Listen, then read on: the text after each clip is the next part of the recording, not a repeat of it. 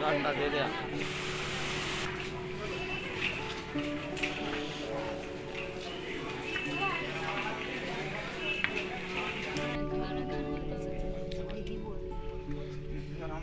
निकू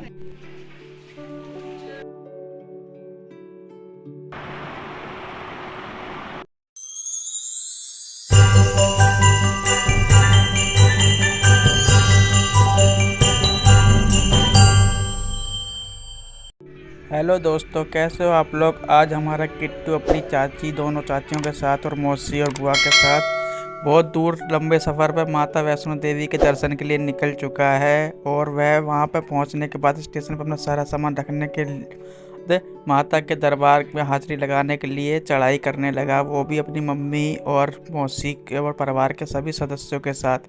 वहाँ पर त्रिकुटा पर्वत पर देख कर को भी बहुत अच्छा लग रहा था। वहाँ पर बहुत अच्छे सुंदर सुंदर नज़ारे आ रहे थे, वो भी कटरा के नीचे से ऊपर देखने पर या ऊपर से नीचे देखने पर ऐसा लग रहा था जैसे चारों तरफ पहाड़ी पहाड़ हैं। और वहाँ पर सब चारों ओर गाने बज रहे थे, जय माता दी के नारे लग रहे थे। उसमें किट्टू की मम्मी उसको लेके चल रही थी साथ में। और वह सामने पहुँचने पर देखा तो शाम को जब हम पहुँचे तो भवन पे कुछ अलग ही नज़ारा था। वहाँ पर चारों तरफ इधर देखो गाड़ियाँ भी चलती हैं वहाँ पर अब तो नए रास्ते पर, और बहुत सारे सुंदर सुंदर नज़ारे देखने को मिले।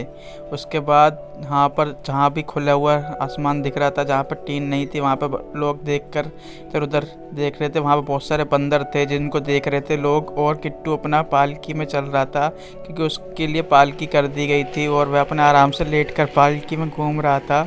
उसके बाद क्या हुआ, उसके बाद वह भवन पर पहुंचा और वह वहां पर बहुत मस्ती करने लगा अपनी मौसी के साथ। और वहां पर भवन पर उसने दर्शन करे माता रानी की, जिसकी वीडियो तो हम नहीं बना सके क्योंकि वहां पर वीडियो बनाना अलाउ नहीं था। उसके बाद हम भैरव मंदिर पे दर्शन करने के लिए लाइन में लग गए, जहाँ पर स्काई वेव के द्वारा हमें ऊपर जाना होता है। और उसके बाद वहाँ टिकट में लाइन लगाने के बाद, टिकट दिखाने के बाद सब अपने लाइन पर टिकट दिखा के चल दिए। और वहाँ पर देखा तो वहाँ से भी माता देवी भवन का बहुत अच्छा सुंदर नज़ारा दिख रहा था। सबने वहाँ से भी फ़ोटो वीडियो बनाने चालू कर दिए। और उसके बाद सब अपनी लाइन में अपनी बारी का इंतज़ार करने लग गए और धीमे धीमे आगे बढ़ने लग गए। उसके बाद सब अपनी माता रानी और भवन के दर्शन करने के बाद जैसे ही किट्टू को लगा कि यहाँ पे भीड़ ज़्यादा है तो वह शोर मचाने लगा जिससे उसका नंबर जल्दी आ जाए। और ऐसा हुआ नहीं। और उसने देखा तो स्काई जो बस है वो बहुत जल्दी जल्दी ऊपर जा रही थी और बहुत सारे यात्री उस पर बैठ के अपनी नीचे से ऊपर वीडियो बना रहे थे। उसके बाद हमारा नंबर भी आ गया और हम भी उसमें बैठकर यात्रियों के साथ अपनी वीडियो बनाने लगे और अच्छे अच्छे सुंदर सुंदर नज़ारों को अपने कैमरे में कैद करने लगे। पर बहुत ज़्यादा शोर हो रहा था क्योंकि उसके अंदर सबको ऐसा लग रहा था, महसूस हो रहा था जैसे कहीं अभी पलट ना जाए, डर लग रहा था थोड़ा थोड़ा सबके अंदर। लेकिन ऊपर जाने से ही हमें बहुत सुंदर सुंदर नज़ारे दिख रहे थे। ऐसा लग रहा था कि पहाड़ बहुत छोटे हैं और हम उससे भी ऊपर जैसे किसी हेलीकॉप्टर में बैठ गए हैं। और नीचे भवन दिख रहा था, ऊपर से नीचे की तरफ जा रहे थे तो ऐसा लग रहा था कि कुछ पूछो मत, अलग ही नज़ारा, अलग ही फीलिंग थी। उसके बाद हम जब भैरव मंदिर के तरफ पहुँचे, वहाँ भैरव मंदिर पहुँचे, उसके बाद देखा तो ऊपर से नीचे की तरफ तो भवन बहुत छोटी सी जगह पर दिख रहा था। ऐसा लग रहा था जैसे हम बहुत ऊपर आ गए हैं, पहाड़ की चोटी पर आ गए हैं। लेकिन वह चोटी नहीं थी, वह उससे भी ऊंचे ऊंचे पहाड़ थे। हम उस पर बैठ के बहुत अच्छे अच्छे वीडियो बना रहे थे और अच्छे अच्छे, सबको दिल बहुत खुश हो गया था और अंदर बहुत शोर हो रहा था क्योंकि भैया सबको अंदर से थोड़ा बहुत तो फीलिंग हो रहा था, डर लग रहा था कहीं ये कुछ हो ना जाए। लेकिन सब अपनी माता रानी का जयकारा और भैरव बाबा का जयकारा लगाते हुए आगे बढ़ रहे थे और अपनी वीडियो फोटो और कुछ सब कुछ बनाते चल दिए। और उसके बाद हम भैरव मंदिर पहुंच के एंट्री करी, प्रसाद लिया और वहाँ पर अपनी लाइन में अपनी बारी का इंतज़ार करने लगे। और वहाँ पर दर्शन करने के बाद मैं अपनी किट्टू और अपनी बेटी के साथ बाहर आ गया, जहाँ पर देखा तो सब बंदर, बहुत सारे बंदर और लंगूर प्रसाद छीनने के लिए बैठे हुए थे।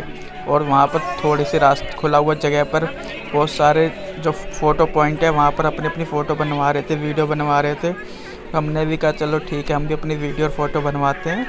और देखा तो वहाँ पर बहुत दूर एक पहाड़ों पर बर्फ़ जमी हुई थी, जिसको मैंने अपनी वीडियो में जूम करके भी दिखाया था।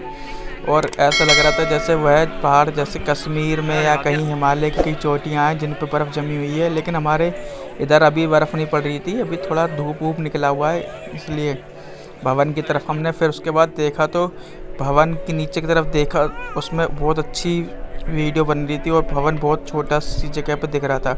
उसकी वीडियो हमने बनाई अपने उसमें वीडियो में और अपनी अपनी फ़ोटो और अच्छी अच्छी वीडियो बनाना चालू कर दिए। उसके बाद हम लोग पहाड़ों की और चारों तरफ देखा, बहुत सारे बंदरों ने परेशान कर रखा था यात्रियों को। उसके बाद हम वापस अपने स्काई उस पर आ गए और भवन की तरफ वापस नीचे आने लगे, और वहाँ से नीचे आने के बाद हमने अपनी वापसी की यात्रा भी चालू कर दी। ऊपर से नीचे आने पर जब हम ऐसे वीडियो बना रहे तो ऐसा लग रहा था कि जैसे हम किसी हेलीकॉप्टर में बैठ कर नीचे की तरफ आ रहे हैं, और सबको भी बहुत ज़्यादा डर लग रहा था और बहुत ज़्यादा अच्छा भी लग रहा था क्योंकि भवन उस टाइम पर बहुत सुंदर दिख रहा था, जैसा कहीं दिखता भी नहीं है। उसके बाद हम अपनी यात्रा को कंटिन्यू करते हुए वापस नीचे की तरफ आने लग गए और सब अपने जयकारे, माता रानी की जयकारे जयकारे बोलते हुए धीमे धीमे अपने उतरते हुए बाढ़ गंगा की तरफ आ गए और अपना यात्रा ख़त्म करी। और वहाँ पे भी हमने अपने उसको इस किट्टू को अपनी पालकी में बैठाया, जिसमें वह बहुत मौज कर रही थी और इधर उधर घूम रही थी और सबसे जय माता दी के सारे करते हुए बोलती हुई जा रही थी और आराम से सबको हाय हेलो कर रहे थे। और वह उसको बिल्कुल भी डर नहीं लग रहा था कि कहीं मैं कहीं गिर ना जाऊं क्या कुछ भी। वह बस अपने मस्ती में बैठी हुई पालकी के अंदर, बच्चों वाली जो पालकी होती है उसके अंदर बैठ के घूम रही थी और सब कुछ देख रही थी। उसके बाद हम लोग वापस गुलशन कुमार के भंडारे की तरफ आ गए, जहाँ पर उसके सामने सीरीज गुलशन कुमार की एक शॉप है जहाँ पर प्रसाद मिलता है। हम लोगों ने वहाँ से प्रसाद वगैरह अपने लिए और अपने परिवार के लिए और अपनी फैमिली के लिए लिया, और उसको इकट्ठा करने के बाद हम अपने होटल में वापस आ गए। और वहाँ पर हमने किट्टू को देखा तो वह भी अपनी बिल्कुल, उसके चेहरे पर बिल्कुल थकान महसूस नहीं थी, वह अपनी मम्मी के साथ खूब मस्ती से रहा था। अगले दिन हम लोग फिर दोबारा पास के ही भोले बाबा के मंदिर की तरफ चल दिए। उसके लिए हमने वहाँ पर ऑटो गाड़ी करी, जिसमें हम सभी लोग जो अपने परिवार के थे सभी लोग बैठ कर वहाँ पर गए। वहाँ पे भी बहुत सारा, वहाँ से कटरा से मतलब वो 15 किलोमीटर दूर था, इसलिए हम लोग अपने आराम से, क्योंकि हमारे पास एक दिन पूरा था और हमें टाइम स्पेंड करना था क्योंकि हमारी गाड़ी अगले दिन थी। उसके बाद हम वहाँ पे आराम से वहाँ पर पहुँच गए। पर कटरा के पास में एक जगह है, बाबा जी भोले जी का मंदिर है, वहाँ पे बहुत अच्छा, मतलब वहाँ पे 200-250 सीढ़ियाँ उतरनी पड़ती हैं इस हिसाब से मंदिर, और नीचे गंगा जी बहती हैं और वहाँ पे ही गंगा जी के किनारे मंदिर बना हुआ। हम धीमे धीमे अपनी सीढ़ियाँ उतर के मंदिर की तरफ जाने लग गए। जैसे वैष्णो देवी पे हाथी मत्था की चढ़ाई होती है, सीढ़ियाँ होती हैं, वैसे सेम वैसे ही वहाँ पर बना होता है, लेकिन यहाँ पर सीढ़ियाँ बहुत कम थी। और मंदिर के लिए पूजा की सामग्री की दुकानें लगी हुई थी। हमने अपनी पूजा का सामान लिया वगैरह और कुछ भी खाने पीने का सामान लेकर मंदिर में आ गए। वहाँ पर देखा तो बहुत अच्छा सुंदर झरना बना हुआ था, जिसमें पहाड़ों का पानी, गंगा जी बहुत अच्छे से साफ़ सुथरा बिल्कुल क्लीन नीला नीला पानी आ रहा था। और वहाँ पर भोले जी की बहुत मूर्तियाँ थीं, और पहाड़ों में जो माता रानी की जैसे वैष्णो माता की मूर्तियाँ वैसी बनी हुई हैं। भोले जी प्रकट हुए वहाँ पर और हमने उनकी पूजा अर्चना की और वहाँ पर प्रसाद चढ़ा के अपनी फ़ोटोग्राफ्स और वीडियो बनानी चालू कर दी। और वहाँ पे मन्नत का एक सिक्का होता है, वो है उस पानी में, इस कुंड में डाला जाता है, जिससे जिसकी जो डालता है उसकी मनोकामना पूर्ण होती है। अभी थोड़ा बरसात का मौसम नहीं है तो पानी कम है, लेकिन फिर भी बहुत सारा पानी था यहाँ पर, बहुत सुंदर बहुत साफ़ पानी था। उसके बाद सबके सब अपने वीडियो बनाने के बाद इधर उधर घूमने लग गए। मंदिर में बहुत अच्छा नज़ारा था, लेकिन यहाँ पे मंदिर में बंदर थे, बहुत कम थे, लेकिन जितने वहाँ पे थे भैरव मंदिर उससे कम ही मंदिर मिले। उसके बाद फिर हम उसके नीचे थोड़ा और निकल के गंगा जी के पास आ गए। वहाँ पर हमने बहुत सारी सुंदर वीडियो पानी में बैठ के बनाई और अपने हाथ पैर धोए। जो थोड़ा ठंडा पानी था, बहुत ज़्यादा ही ऐसा लग रहा था जैसे हमारे पैर बर्फ़ में डाल दिए गए हों, और पहाड़ी इलाका था। तो वहाँ पर सब आराम से मज़े करते हुए वापस अपनी यात्रा को ख़त्म करते हुए हम सीढ़ियों से चढ़ते किट्टू के साथ ऊपर की तरफ आने लग गए और वहाँ पे पहुँच के हमने अपनी यात्रा ख़त्म करी। ओके, धन्यवाद, जय माता दी।